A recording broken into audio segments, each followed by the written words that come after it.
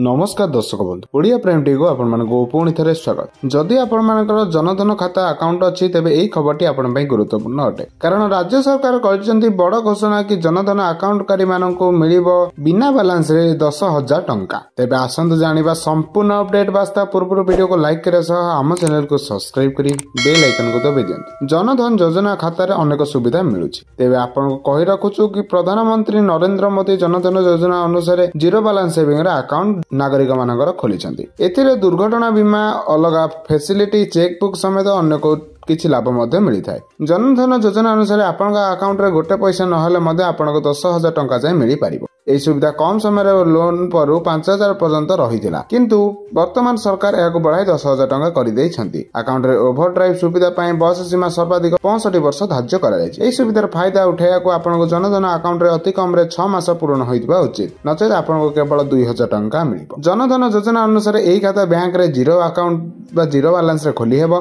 किंतु आपण जदि चाहिबे तेबे प्राइवेट बैंक रे मधे एही अकाउंट खोली परिबे। यदि आपनक पाखरे सेविंग्स अकाउंट अछि तेबे आपण एहाको जनधन अकाउंट रे परिणत करि परिबे। भारत रे रहउतबा कोनोसी भी नागरिक जहार बयस 10 वर्ष अधिक रहिछि सेमाने एही जनधन खाता खोली परिबे। तेबे एहा थिला जनधन खातार खुशी खबर को नै लेटेस्ट अपडेट। तेबे एही परि खबर प्रथमे जाने पई आम चैनल संगे जोडी होई रहंतु। धन्यवाद।